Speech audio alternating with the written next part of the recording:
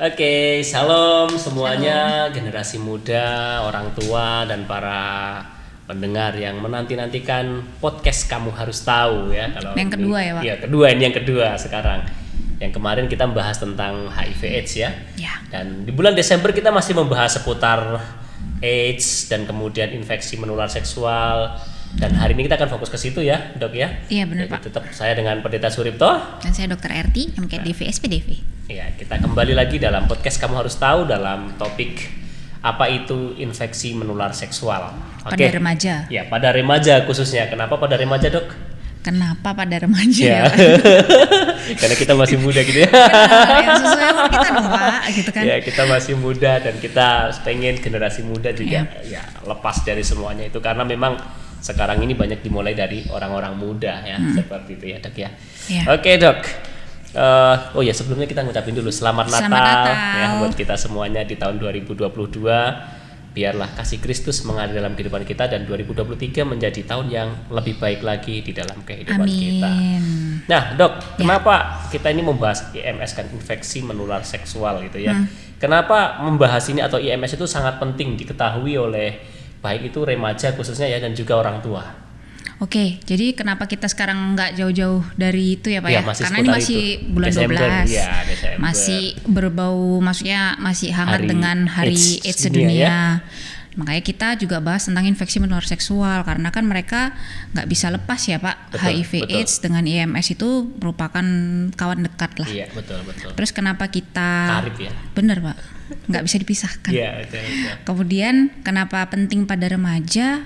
Karena ya angka kejadian sekarang kan lumayan banyak pada anak-anak remaja. Ya. Dan kilas balik latar belakang, kenapa rata-rata anak remaja itu kok bisa jatuh? Gitu ya kan Pak ya. Mungkin itu yang perlu kita tahu ya Pak ya. Perlu diketahui, orang tua juga biar ngerti juga. Iya, jadi itu pun pelajaran juga buat kita ya kan Pak. Jadi kalau misalkan anak remaja itu kan pada usia-usia pubertas itu kan mengalami perubahan-perubahan seperti perubahan hormon, kemudian perubahan yang dia lihat pada tubuhnya gitu kan Pak. Terus keseringan mereka kan ya kayak kita dulu lah gitu kan. Ada apa ini gitu kan. Penasaran. Ada apa yang terjadi dengan tubuh ini gitu kan Pak. Terus kita bingung mau nanya itu ke siapa. Kemudian mereka mau nanya ke orang tua, apalagi kan kultural di Indonesia ini kan sedikit tabu ketika membahas tentang seks, bener kan Pak. Jadi mereka itu bingung mau nanya ke siapa, harus ke siapa. Terus akhirnya mereka bertanya pada teman atau mencari sendiri jawabannya di googling lah, sosial media lah. Ya kalau beritanya betul. Iya kalau itu memang qualified. Ternyata kalau enggak gimana? Akhirnya kalau misalkan mereka mencari berita yang salah, kemudian ternyata teman-temannya juga salah, menjerumuskan lah. Akhirnya bisa mereka jatuhlah ke dalam free sex dan akhirnya pun jatuh juga ke dalam infeksi menular seksual. Makanya itu kita mau bahas ini sekarang. Jadi itu kena ke semua lah, kena ke remajanya, kena ke orang tuanya, kena juga ke yang nonton lah yang lain. Juga warning buat kita ya Pak. Ini kan apa ya Pak, kayak senjata dua gitu kan Pak. Pedang bermata dua katanya. Bener.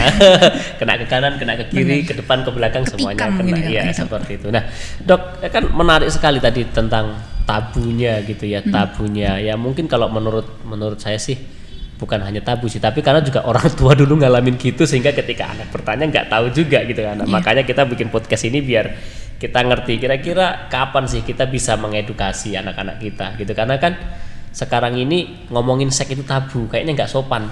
Tapi banyak orang yang jatuh dan melakukan itu.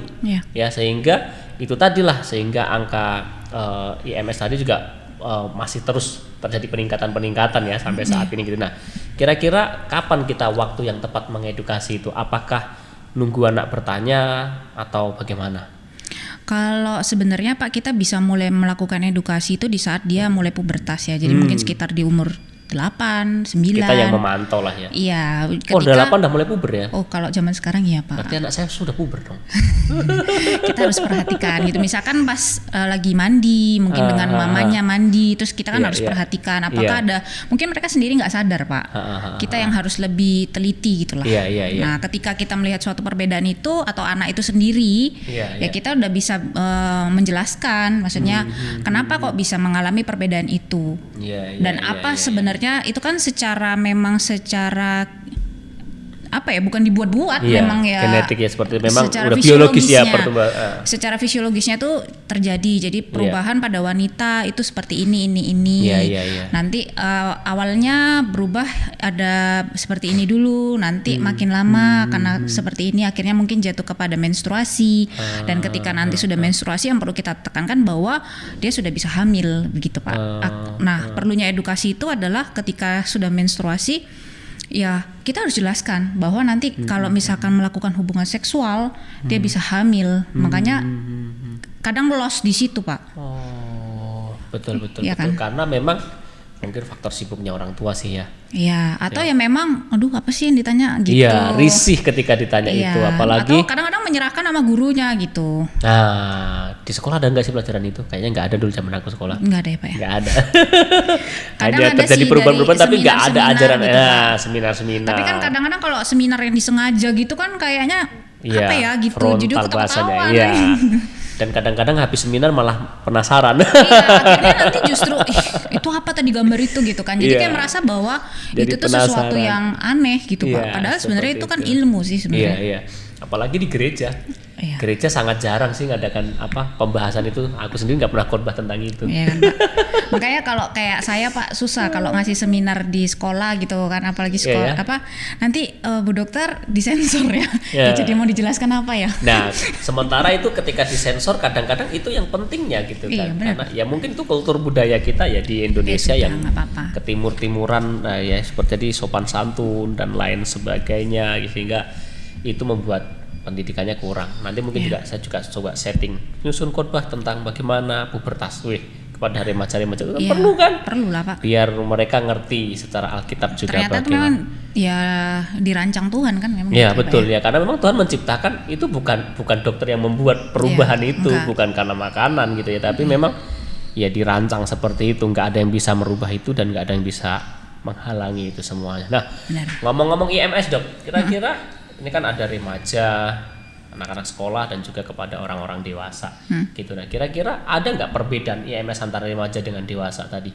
Sebenarnya kalau untuk IMS Pak, mungkin mereka nggak tahu ya. IMS itu infeksi menular seksual. Jadi infeksi menular yang memang ditularkan melalui hubungan seksual. Jadi kalau dia nggak melakukan hubungan seksual, ya nggak tertular gitu sebenarnya. Jadi apa sih sebenarnya? Berarti kita harus tahu dulu nih gejala-gejala ya Pak ya. Gejala-gejalanya. Gejala-gejalanya sih sebenarnya sih antara dewasa sama remaja nggak ada bedanya. Nggak ada ya. Tetap yang paling besar ya gejala itu yang pertama kan secara umum nih Pak ya. Keluarnya cairan tubuh yang keluar dari uretra atau saluran uretra lah. Baik dia dari perempuan ataupun dari laki-laki. Itu misalkan seperti dia keluar cairan nanah gitu yang biasanya pada pagi hari atau misalkan secara terus-menerus gitu. Kemudian keluhan yang kedua bisa saja berbentuk luka. Luka ini baik bisa dia seperti luka bersih yang tidak nyeri ataupun luka kotor yang sangat nyeri. Jadi luka itu berada di daerah kelamin. Nah, yang ketiga dia bisa seperti tonjolan Pak. Tonjolan yang seperti kalau orang awam bilang kayak bunga kol. Nah, itu yang kita sebut dengan kutil kelamin. Secara umum sih itu sih ya Pak. Itu nggak bisa terjadi tanpanya ada, kalau nggak ada tindakan seksual ya? Nggak ada, nggak bisa. Makanya dia termasuk pada infeksi menular seksual. Nah, semakin banyaknya berkembang zaman sekarang ini Pak, kadang-kadang bisa juga dia tidak ditemukan di alat kelamin Pak. Bisa di mulut. Bisa juga? Bisa, tergantung si pasien ini gitu kan.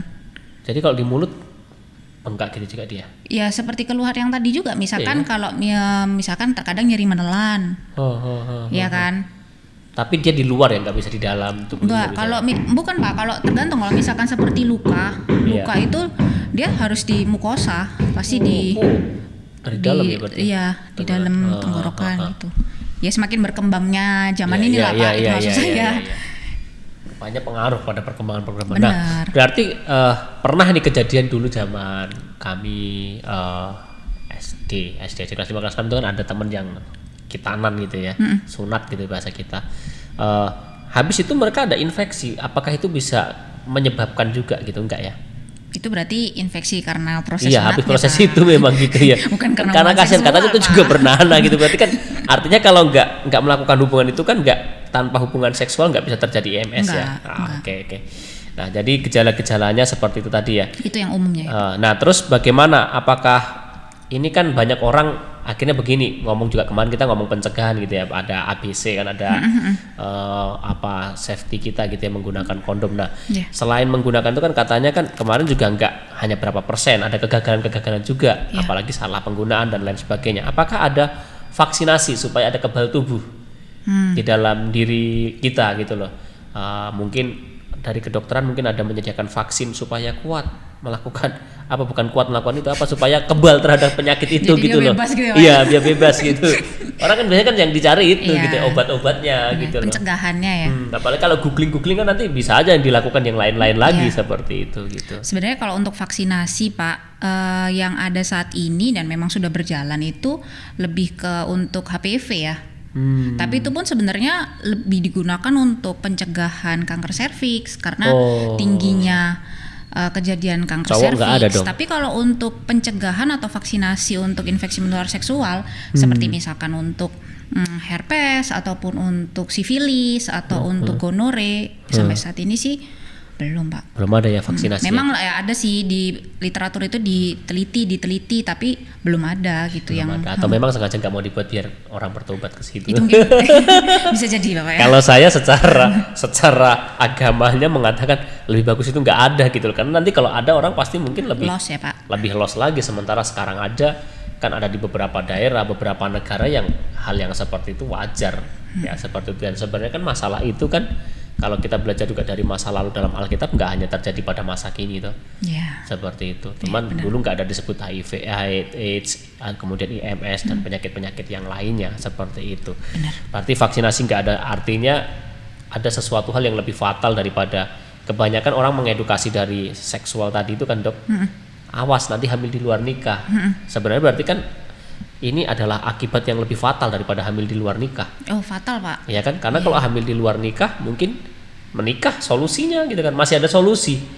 Nah, tapi kalau seperti ini kan belum ada gitu loh. Belum ada solusi. Dan yang perlu ditekankan sih Pak sebenarnya gini ya, ketika seorang remaja atau nggak remaja lah, ya kita bilang remaja lah, remaja terkena salah satu infeksi menular seksual gitu kan, atau jangan-jangan semuanya gitu, bisa saja itu Pak, komorbid kan berbarengan semuanya, coincidence maksudnya. Jadi yang terganggu sama si remaja ini kan tidak hanya kesehatannya, tapi dia untuk masa depannya itu terganggu Pak. Maksudnya kenapa? Misalkan seperti ini, salah satu contoh ya Pak ya, untuk sifilis.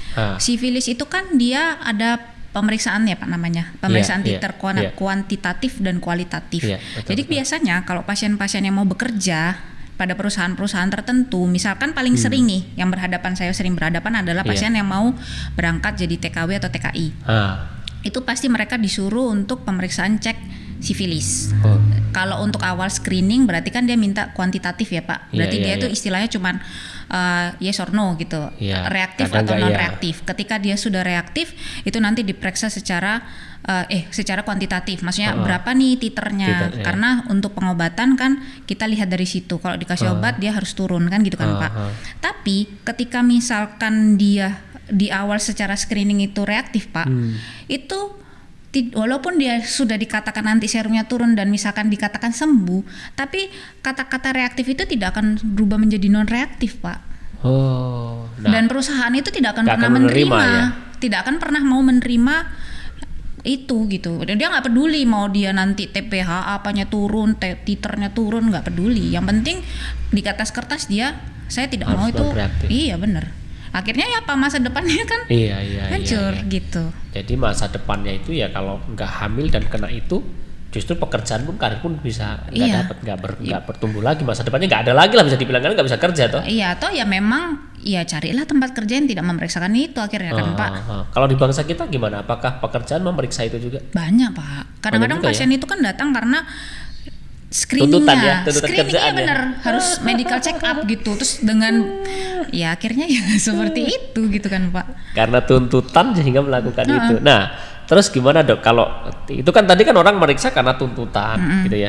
Nah, kalau ada orang-orang yang memiliki gejala-gejala tadi gitu ya, seperti itu, yang disebutin tadi lah, aku nggak bisa ngulang lagi gitu. Kira-kira apa yang harus dilakukan? Harus dilakukan adalah secara sadar harus memeriksakan diri. Ya, karena nggak bisa juga dilama-lamain ya Pak ya, karena misalkan bisa saja kayak kutil dia akan semakin besar. Iya. Ya, kalau misalkan kayak sifilis dia akan semakin jauh stadiumnya. Kayak sifilis itu kan ada 3 stadium Pak, lebih ada.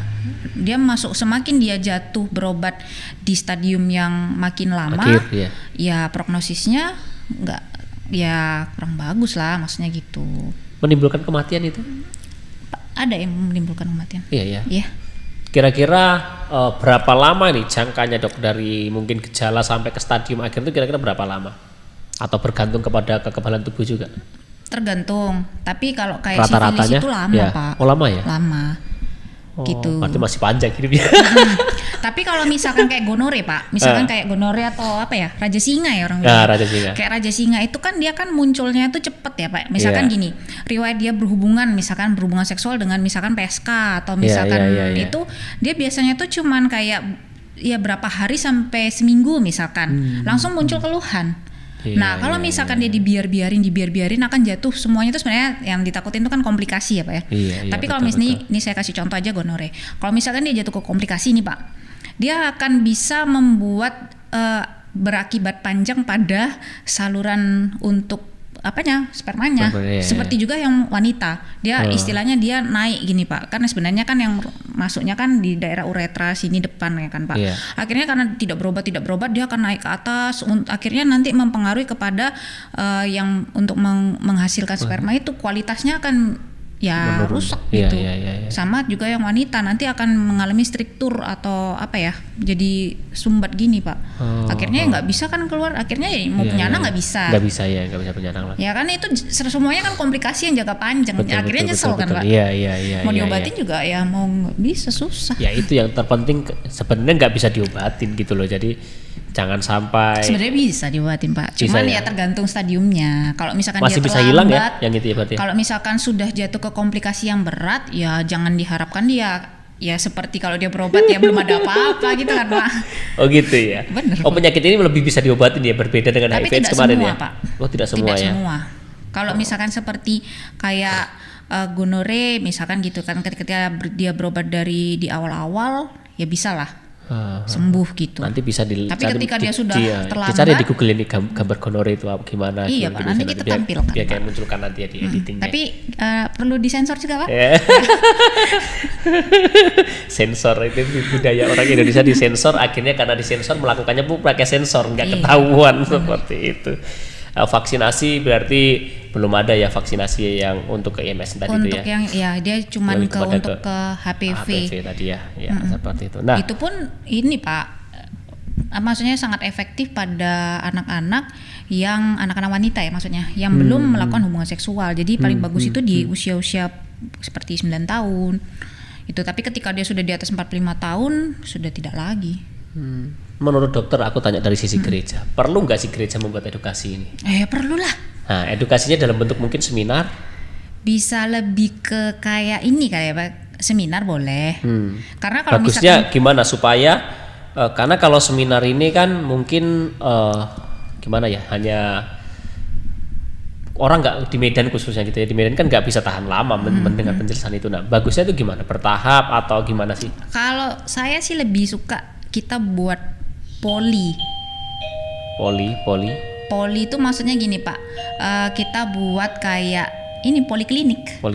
Jadi kayak ini loh Pak, pemeriksaan atau konsultasi. Konsultasi masalah itu. Iya benar. Berarti menghadirkan dokter dong di hari yang itu gitu ya. Iya. Kan ada dokter RT Pak. Silahkan hubungi dokter RT, saya hubungi. Boleh ya seperti itu ya dok, bisa ya seperti itu. Nah, jadi tapi ya maksudnya gini, itu harus ada pengurusan surat izin lah gitu kan. Iya nanti SOP-nya bisa dibahas lah, tapi lebih mengarahkan ke situ daripada hanya sebatas seminar-seminar ya. Karena kadang gini loh Pak, kalau kita itu tidak duduk di situ, pasien ini tidak akan tahu ini mau kemana, dokternya di mana, ini siapa. Tapi coba deh kalau misalkan kita duduk nih, dokter apa aja nih. Iya. Pasti ada yang duduk kan. Iya betul. Gitu Iya. Berarti tetap dalam kemasan seminar juga harus ada, tapi mungkin seminar kalau ada 2 tempat itu ada seminar ada khusus Benar, pemeriksaannya. karena kan gini gitu. Pak, lain dia kalau Konsultasi. seminar itu kan jatuhnya kita tuh kepada edukasi dan preventif ya. Iya. Tapi kalau misalkan kita buat konsultasi itu kan dia lebih ke cure ya, maksudnya mengobati. Karena kadang-kadang aku nih udah kena lah ini, misalkan seperti itu kan. Iya. Ke siapa ya gitu, atau aduh nggak punya duit misalkan seperti itu Pak. Tapi ketika sudah ada duduk di situ kan dia lebih lebih percaya diri gitu bahwa oh ini apa bisa. Tapi nanti apa nggak malu dia dilihat temennya gitu? Kan Tipsnya gimana sih? Karena kan pasti jangan-jangan dia sudah pernah melakukan itu kan pasti itu stigma itu muncul dalam pikiran kita, mengintimidasi kita. Enggak lah, mau ke dokter itu enggak mau gitu loh. ya kalau biasanya sih Pak, kalau misalkan kita udah duduk di situ sih agak dilupain ya kayak gitu Gitu Pak. ya? Iya, karena kesempatan kan kadang jarang. Iya, jarang. Dan ya jarang memang ada ya kita sebagai orang di sekitarnya ya agak-agak inilah agak menjaga mata, telinga, pandangan-pandangan itu. Padahal kan sebenarnya kan kalau mereka datang duduk itu pun bukan harus selalu konsultasi tentang IMS Iya, kan. Kadang-kadang kan bisa iya. tensiku dok begini-begini. Iya, kan betul, gitu. betul, Ya betul. kan Pak, Konsultasi nggak harus kesehatan. loh maksudnya. Siapa yang kira-kira menurut dokter yang wajib nih, kalau bisa dibilang tanda kutip wajib sekarang ini belum pernah memeriksa dan harus memeriksakan, kalau dokter menghimbau yang wajib memeriksakan itu siapa ke dokter? Kalau yang wajib memeriksakan diri, yang sudah pasti yang kalau mengalami gejala, yang sudah tadi, wah ada nih misalkan seperti itu, dia yang sudah mengalami gejala atau dia yang dalam kelompok beresiko yang kemarin kita bilang waktu pernah HIV melakukan AIDS itu, itulah ya, gitu ya. Iya, kelompok beresiko misalkan yang dia multi partner atau kemudian kelompok LSL. LGBT. LSL ini sangat seru. Itu akan ada ya kan Pak, kita topik Iya, itu nanti ya, ada Pak? topik itu LSL. Dan kemana-mana. Seperti itu, jadi ya harus diperiksakan karena kadang-kadang gini Pak, misalkan seperti kayak kutil kelamin misalkan Pak ya, itu kan penyebabnya virus. Terkadang memang dia nggak ada klinisnya, tapi ketika imunitasnya turun, dia muncul Pak. Gitu. Iya.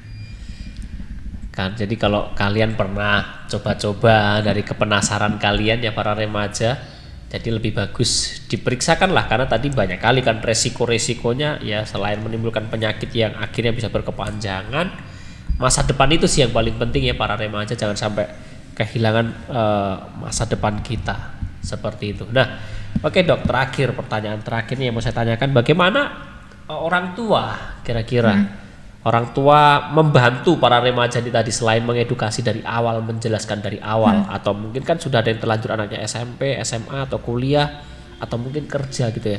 Nah, bagaimana orang tua bisa mengantisipasi terhadap dampak dari anak-anak remaja penasaran tadi gitu?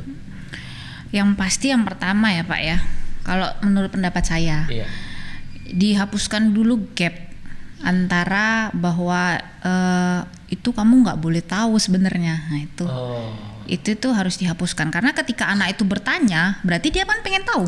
Justru harus diubah, mereka harus tahu gitu ya. Anak-anak kita nonton perlu podcast tahu. kan, Iya. Betul, kamu harus tahu orang tua. Jadi maksudnya gini, jangan akhirnya orang tua ya, kalau misalkan kita yang masih muda ini Pak, kan kita berusaha ya Pak, maksudnya mencari tahu gimana supaya menjelaskan ke anak ini tidak salah, supaya dia tetap tahu dengan versi yang benar kan gitu Pak. Tapi kan terkadang yang sudah agak berumur itu kan dia maksudnya gini loh, apanya itu kan gitu misalnya seperti itu ya Pak ya. Jadi maksudnya tidak ada kata terlambat untuk belajar. Tidak ada kata terlambat untuk belajar. Jadi kalau misalkan orang kadang jangan sampai akhirnya kita itu ditipu. Kita sebagai orang tua itu ditipu anak-anak gitu maksudnya. Betul. Karena kebanyakan sih begitu. Karena ada misalkan Pak seperti ini contoh nyata ya. Maksudnya ada pasien, dia kan Pak, orang tua seorang ibu membawa anaknya berobat kemarin. Terus keluhan anak ini penyakit IMS. Sudah jelas ini IMS. Berarti kan secara definisi aja kan berarti kan menularnya karena hubungan seksual. Iya, betul. Ibu ini tahu diagnosisnya, tapi dia tidak tahu cara penularannya. Padahal saya sudah maksudnya secara eksplisit menjelaskan bahwa itu tuh ditularkan melalui hubungan seksual. Enggak Dok, dia cuman pinjem celana dalam teman. Atau enggak, kemarin itu dia ini dok agak kotor kamar mandinya, begini gitu. Ya, karena memang itu muncul di masyarakat sih dok, seperti yang saya bilang tadi kan, ke toilet umum itu air bisa menularkan, padahal kan sebenarnya enggak gitu loh ya. Iya. Nah orang tua nggak boleh ketipu dengan hal itu berarti kan. Iya, gitu. dan akhirnya ketika saya minta ibunya keluar, saya hanya berdua dengan si anak, Iya, gitu kan, anaknya memang mengaku melakukannya. Iya, sering gitu. Iya.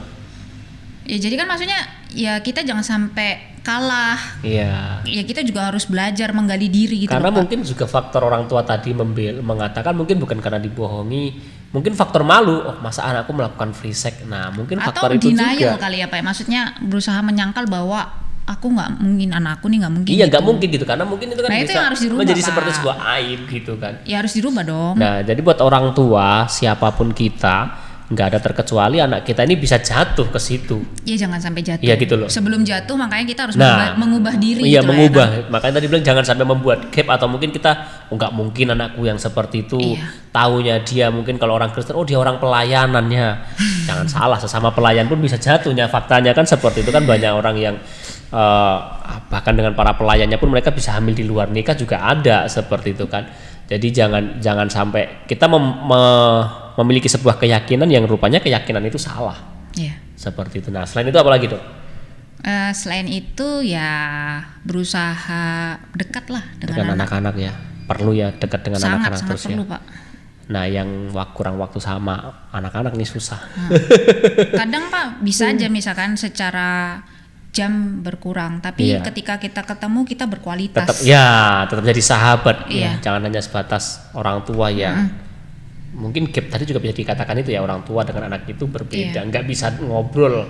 Iya. Jangan sampai begitu, bukan Iya, bos jadi dengan dia walaupun misalkan kita nih ya kayak saya lah misalkan. iya sibuk soalnya. Sibuk.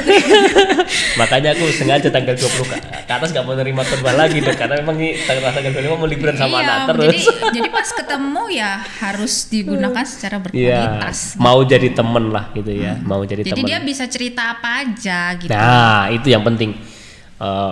Sampai anak itu pun nggak malu menyampaikan Iya, itu. dan dia gitu loh. hanya nyaman menceritakan itu kepada kita. Nah kalau perlu itu kita justru ya. harus sampai dapat itu sih Pak Iya, sebenarnya, betul, bahwa dia betul, tuh betul. nggak mau ngomong sama siapa-siapa kecuali sama kita Iya, tentang betul, hal betul. yang privacy gitu. Iya istilahnya.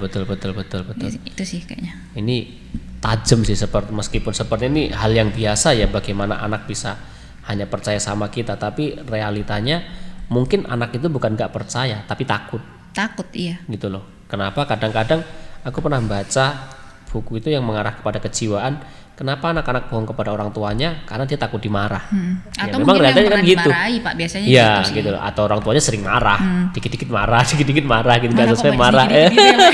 Padahal marahnya banyak tapi dibilang dikit-dikit marah gitu loh. Padahal selalu marah gitu. Nah, mungkin ya kita sebagai orang tua lebih mengubah konsep ya. Kita menjadi sahabat buat mereka. Bagaimana kita menjadi sahabat buat anak kita. Karena memang bisa dimulai dari kita orang tua gitu ya, seperti itu. Kalau Alkitab sih ngajarkan memang ajarkanlah Taurat itu siang dan malam. Artinya selalu ya, siang bangun tidur, siang itu berbicara pagi sampai sore lah, sebelum masih ada matahari, dan malam juga sebelum dia tidur kita berpesan. Artinya ada edukasi antara orang tua dengan anak-anak kita, itu sangat penting karena semakin bertumbuh, dan itu orang tua nggak bisa menghalangi pertumbuhan itu, dan orang tua juga nggak bisa menghalangi rasa penasaran anak kan, seperti itu. Yang bisa dilakukan adalah membuat pagar-pagar tadi. Kalau pagar-pagar itu ada, ya saya pikir sih kita akan menjadi keluarga yang puji Tuhan akan terlindungi lah, seperti itu ya, seperti itu. Oke dok, kebersamaan yang luar biasa tentang IMS. Ada yang mau ditambahkan kira-kira dok? Kalau misalkan buat yang nonton ini bingung ya Pak ya, Iya. mau apa, WA aja. Iya, WA saja ya, WA atau komen nanti bisa. Dan komen yang baik dan menarik akan dapat Betul. apa ini? Skin. Yang kemarin gimana Pak? Iya, skin. Nah, karena kemarin yang komen menurut saya komennya nggak berbobot, jadi Ini nggak ada. penentunya semua subscribe ya, bukan saya Ya, loh jadi ya. buat Jangan ada yang teman-teman marah ya. silahkan bertanya, dan kalau muka saya glowing juga karena saya menggunakan ini. Ini kira-kira untuk apa aja ini dok? Itu sebenarnya yang Bapak pegang itu sabun muka Pak, Oh, iya, Fashion sabun Wash. muka. Tapi memang dia punya pelembab sama pencerah itu. Oh pantesan muka saya nggak kering lagi. Kalau review dari pendeta udah pasti jujur ya. Saya Pak? memang menggunakan ini karena dulu saya semenjak selesai kuliah saya nggak pernah pakai sabun wajah lagi. Pernah pakai nggak cocok, saya nggak mau sebut merek yang lain, tapi setelah saya pakai ini lagi saya cocok kembali ya guys. Jadi jangan lupa. Dan udah BPOM. Ya, udah BPOM juga, jadi aman, halal. Oke, itu saja kebersamaan kita tentang infeksi menular seksual pada. Tapi kan ada syaratnya nih Pak. Oh iya, ada syaratnya Dok, sampaikan Dok.